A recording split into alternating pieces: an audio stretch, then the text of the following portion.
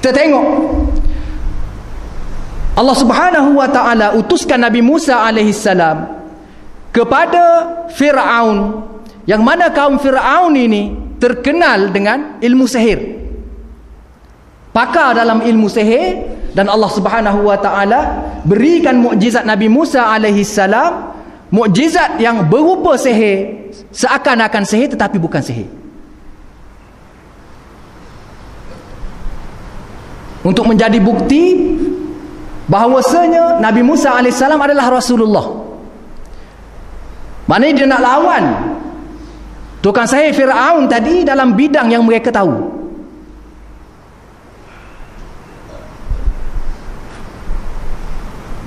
Maknanya kalau tukang sihir Fir'aun tadi dia tidak mengetahui tentang sihir, tiba-tiba mukjizat Nabi Musa AS ini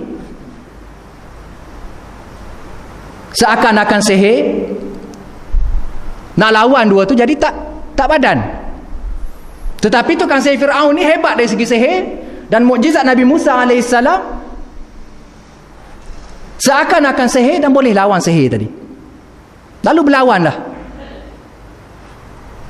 Tongkat Nabi Musa telan sihir-sihir tukang sihir tadi. Kemudian apa yang berlaku selepas tu, apabila tukang sihir tadi dia tengok mukjizat Nabi Musa AS, dan mereka ni pakar tentang sihir, mereka kata ini bukan sihir, ini adalah mukjizat. Lalu mereka beriman kepada Allah Subhanahu wa ta'ala, beriman kepada Nabi Musa AS dengan mukjizat yang mereka lihat di hadapan mereka. Mukjizat yang mereka lihat, lalu mereka bina keimanan kepada agama Islam dan juga kepada Nabi Musa AS berdasarkan kepada bukti yang mereka lihat. Begitu juga para sahabat ridwanullahi alaihim, mereka lihat bulan terbelah, mereka lihat makanan-makanan jadi banyak, mereka lihat keajaiban-keajaiban dan perkara-perkara yang mencari adat yang berlaku pada Nabi Muhammad sallallahu alaihi wasallam, yang membuktikan bahawasanya itu adalah mukjizat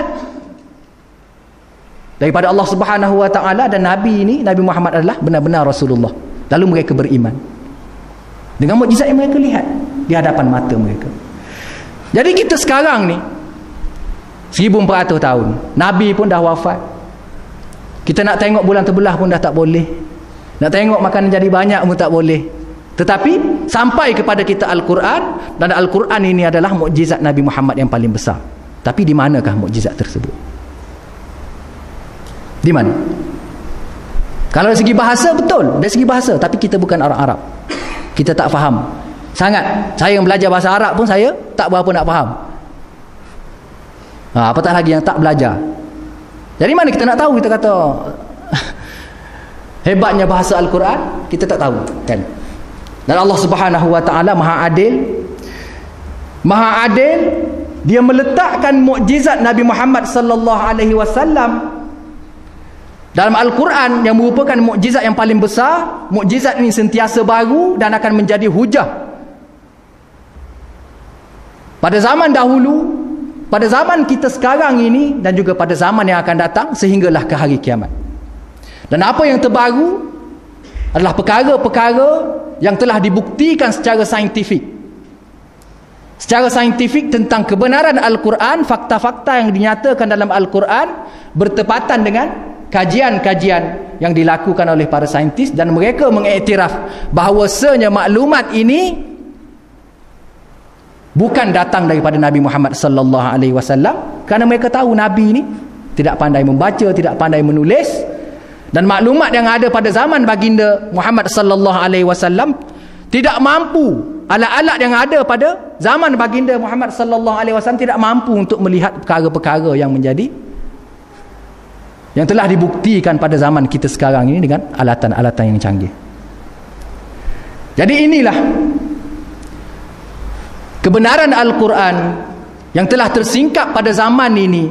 Allah Subhanahu wa ta'ala nyatakan bahawasanya mukjizat Nabi Muhammad sallallahu alaihi wasallam dalam Al-Quran adalah ilmu yang terkandung dalam kitab ni.